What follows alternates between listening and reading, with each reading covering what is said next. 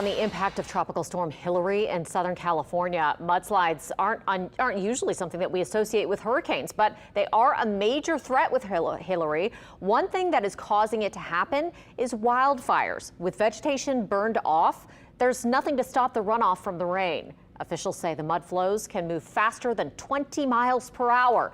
And you can see with all of that force, they can easily take out bridges and ruin roadways. And there was a risk the storm would force officials to cancel the Saints preseason game against the LA Chargers. Sports director Doug Mouton has more on the storm's impact, how the Saints fared, and how Hilary compares to the storms that he's covered here on the Gulf Coast.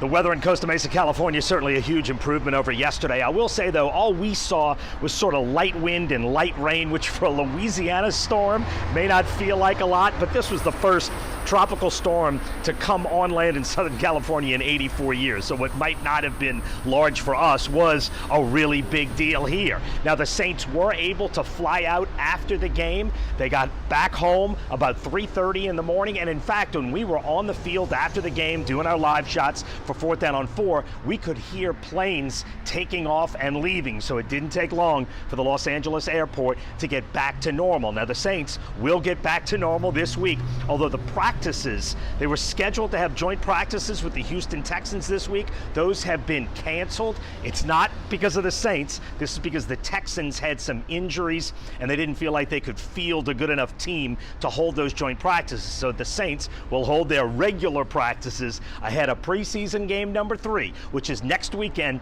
back home in the Superdome against the Houston Texans. Reporting in Costa Mesa, California, Doug Mouton, Eyewitness News. All right.